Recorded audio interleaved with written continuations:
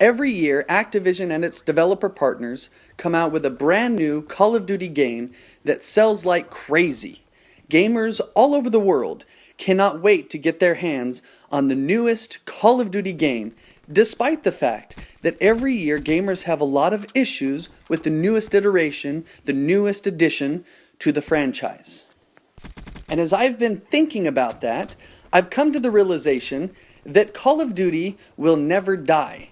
And a big reason why it will never die is because Call of Duty sucks. But it sucks in just the right ways. Now hang with me here, because I think by the end of this video, not only will you understand what I'm saying, you'll actually probably agree with me for most of these parts, if not all of them. Now, I have a lot of thoughts in my head, a lot of things I want to talk about, so I'm actually going to be making a series of videos. This will be part 1 of 3. And I will be talking about the reasons that Call of Duty is so successful. Part 1 is that Call of Duty sucks in just the right ways so that Activision can continue to make lots of money on it, and gamers will continue to play it despite the fact that every year they have the same complaints about the game. In part 2, I'll talk about a few other reasons that Call of Duty is so successful and how Activision will continue to use these same tactics in order to be successful with this series. And finally, the third part, I want to present a few ways that I think that Call of Duty could be better and Activision can continue to amass a lot of money, and what I think actually would be even greater sales, because they'd be able to fix a few of the key issues that a lot of people have and still maintain the awesome, fast-paced shooter experience that gamers have come to expect from Call of Duty. Let's get started. The first item on the list, the thing that probably sucks the most about Call of Duty, and has since, well, probably 2007, when Call of Duty 4 Modern Warfare first released. And that is the game engine. I believe, and I know many YouTubers have talked about this, but ultimately, the game engine that runs the Call of Duty games is broken. And it's broken in a lot of ways. But most importantly, it's broken in a way that causes a lot of lag issues for gamers. Now, for a long time, gamers who experienced lag in the game complained about Activision's use of a host system to service their games. Rather than having dedicated servers where players could play the game like you get on maybe the Battlefield series. Instead, what they would do is set up so that one of the consoles that a group of players is on would host the game, and all other players would then play off of that console.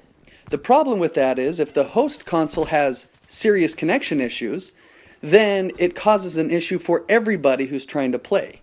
And there are some very well documented issues and examples online of this happening, and that's why we got the little spinning wheel and the host migration. Of course, if maybe somebody's playing really well and somebody didn't like how well that other person was playing, they'd rage quit, and if they were the host, that would also cause a host migration. Well, Activision decided to switch to a hybrid approach, which is a mix of host and dedicated servers. The problem is that's not actually fixing the biggest problem. Yes, that fixes some of the issues, but the deep main problem that we have with Call of Duty is that the game engine itself is broken. And unfortunately, it causes lag in the game, even in a local area network where there is no online lag to worry about. But this benefits Activision in a couple of very key ways, which is why they're going to keep it as long as they possibly can. The first of those two ways is very basic business marketing principles. And that is that if you can keep your costs down, more of your revenue becomes profit. And if you have more profit, you can use that money on other projects or to pay yourself more or your team more. And that, of course, is the crux of all business, right? If you run out of profit, business closes. Well, if Activision can continue to use the same engine that they've always used, but with maybe a few minor changes that they do to it each year, then they are able to keep their costs on that way down, and thus more of their revenue is profit. Now, if Activision had to create a new engine, first of all, that would take a long time. It would take manpower, resources, money, effort, right? It would take testing, and even if they tried to use a new engine, something that is already developed, say Unreal 4, if they used something like that, the challenge is that they now have to build their next game from the ground up, rather than reusing a lot of the assets that they already have. Now, every year the graphics get a little bit better. You get some cool new features like double jumping or boosting or wall running, right? But ultimately these are very small additions and do not require a whole lot of effort in order to add to the Call of Duty game that year. So I suspect that Activision is going to continue to use this same engine as long as they possibly can, because it continues to work well enough that we buy the game, and it continues to play well enough that gamers are fine with it. They're okay with the issues. Even if they complain about it, they still play the game regardless. And so Activision will continue to make games with a broken engine until the time comes that they absolutely have to make a change in order to save their profits. The second way that this outdated engine benefits Activision is how it randomly rewards young and inexperienced players. Now, this is something I know other YouTubers have talked about, and I'm actually going to reference one of those videos in the description below from B. Dobbins for the World, where I first learned about this, but I think it bears repeating. And it's simply this, that aside from the issues that arise from the hosted nature of the online gameplay, where players' consoles individually hosted the games rather than having dedicated servers, there lies within the engine a serious issue that causes lag for players. This lag is most easily recognized when you as a player come running around a corner or pop up over a box, you start shooting at somebody that you see, they start shooting back, and it looks like you put 3 or 4 bullets into them, they only get 1 into you, yet you die, and they survive. However, when you watch the kill cam, they are the ones that actually get 3 or 4 bullets in, and you only got 1. Hence the reason they won the gunfight. This is an issue that I think is built deep within the engine, and the only way to get rid of it is to build a new engine. And it's unfortunate, but it's actually a positive thing, like I said, for young and inexperienced players. And this is why. Because a game that is built so much on skill, when you introduce a way for young players to randomly or accidentally get kills on these very skilled players, it boosts their confidence, and it gives them an opportunity to win gunfights that they normally wouldn't win. This then, of course, keeps them playing the game, and while it frustrates the more skilled players, those skilled players will rebound and get more kills. And of course, this is why a lot of YouTubers recommend that you start spraying around the corner before you run there. And that's why they talk about aiming down sight as you go around corners, right? Because ultimately, whoever gets the first bullet into the enemy is going to win that gunfight. And you want to be as quick as possible to do that, because otherwise, there's a chance that the other player will randomly be rewarded with a kill. A bonus way that the current engine actually benefits Activision is that it allows players to easily transfer their skills and experience from one Call of Duty to the next. That means each time a new Call of Duty comes out, there's a very low learning curve for players to do really well, especially those who have done well in the past. A great example would be pretty much any YouTuber out there who's really good at Call of Duty. As soon as the new Call of Duty comes out, within the first couple of games, they are dominating every other player. And if you watch the way they play, ultimately they're just using the same skills and principles that they learned in previous Call of Duties and applying them to the newest Call of Duty. This is because the engine works the same, and so there's not a whole lot of changes that players need to make even when there are new features in the game. Naturally, this is something that Activision wants, because when you jump into the game, it automatically feels natural, it feels familiar, and if you've been playing really well, you can continue to do well and get better. If maybe you haven't been so good at past Call of Duties, that's okay, because the few things that you have learned, they transfer over pretty easily, and you can continue to build on the things that you've gained in past Call of Duties. The second way that Call of Duty sucks is with the single-player campaign mission. Every year, gamers are hoping for a compelling, interesting storyline, but are instead left with a bland, half-hearted story that really doesn't do a whole lot to excite us except give us a few opportunities to run and gun and blow some things up. And while it seems like this should probably hurt Activision, I actually think that it helps them, and it helps them in a lot of ways. The first way is that by delivering a quick and simple game, they allow anybody to play regardless of age or experience level. Because once a development company starts introducing RPG elements into a game, it becomes too complex and complicated for a lot of younger and inexperienced players to enjoy. So by keeping it quick and simple, they keep it open for as many people as possible to enjoy the campaign without having to put too much time and effort into it. Now, as much as all of us would love for them to really incorporate a lot of neat additions and features like you get with Fallout 4 and The Witcher 3 and Metal Gear Solid 5, it's simply never going to happen. This is true with most single-player first-person shooter campaigns. And that is because they want to make it as easy as possible for anybody to enjoy the game. This is something that I believe Activision learned and then used with Destiny. When we first learned of Destiny, we understood that it was supposed to be some kind of big open world RPG with MMO elements that were going to be really awesome, right? A lot of trading, a lot of buying, just a lot of really cool features that were supposed to be in the original game.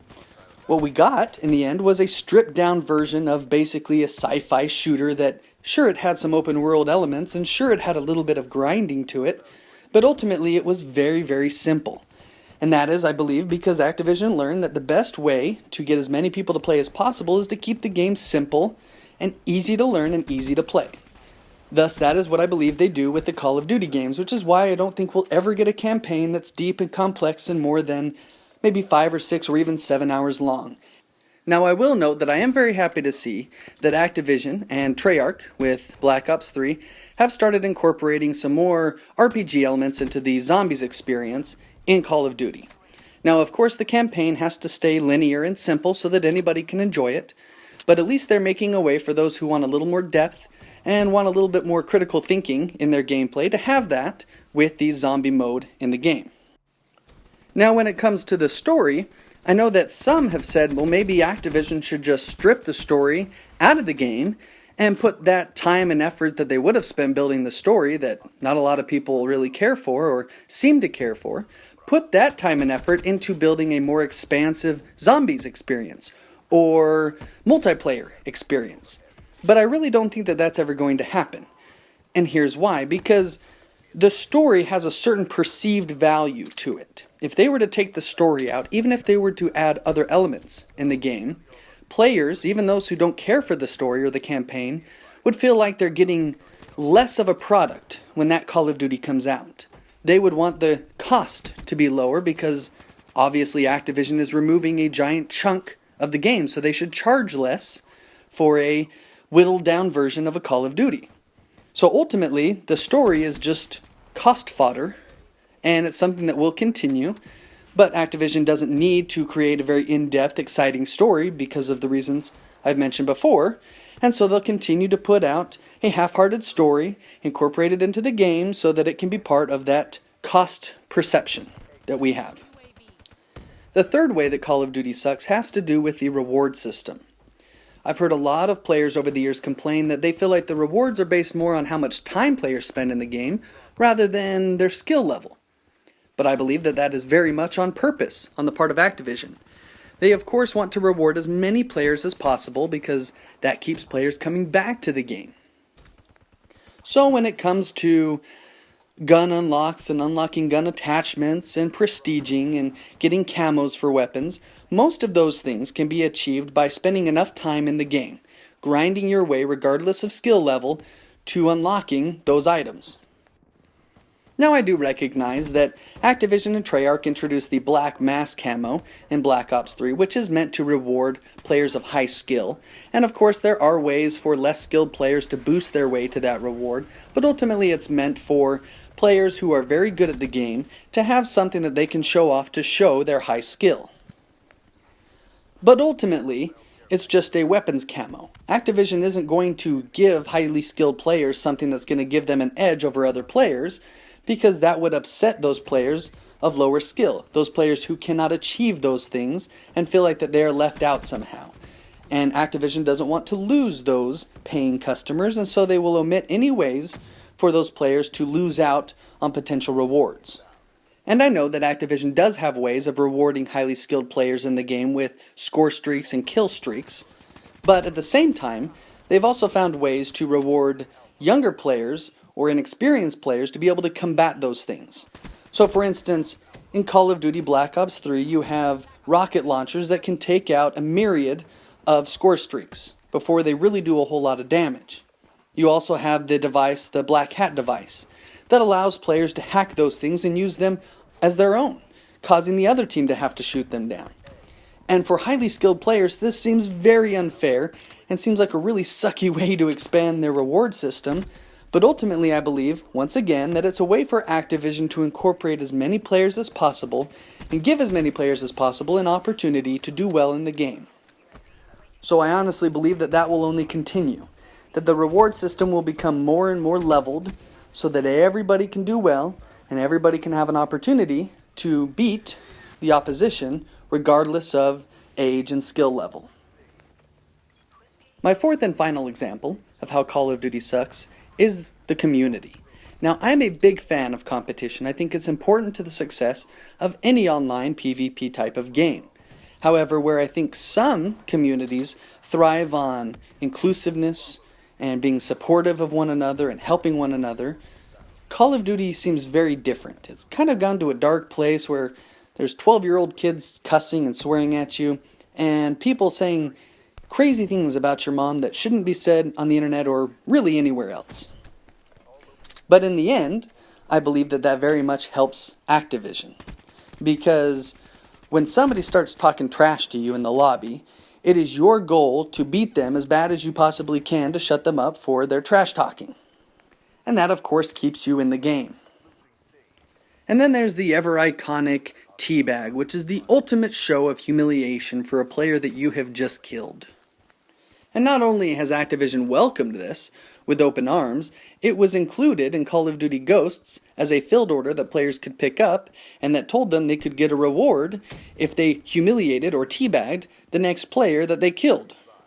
So it's obvious that Activision feeds off of this community and wants to reward this type of activity and community, and so because of that, that's the type of community that you're going to get in Call of Duty. Now, of course, you can mute players, and you can try and avoid those who talk trash or say nasty things about your mom. But ultimately, it benefits Call of Duty, it benefits Activision and their developers when this type of community exists and persists in Call of Duty. So those are some of the ways that I think Call of Duty sucks just right for it to continue to do well, to continue to sell well, and part of the reason that Call of Duty will never die, at least for the foreseeable future. And make sure you stay tuned for parts 2 and 3 where I talk a little bit more about some of the other ways that I believe Call of Duty continues to succeed and why it will continue to succeed for many years to come. If you enjoyed this video, please hit like and subscribe. Got many more videos coming every week I think you guys will enjoy. And of course, if you have a differing opinion or if you have some thoughts about what I've shared, please let me know in the comments. I always appreciate feedback, and I love to hear other people's opinions, especially if they're different from my own. Thanks so much, guys, and I'll see you in the next video.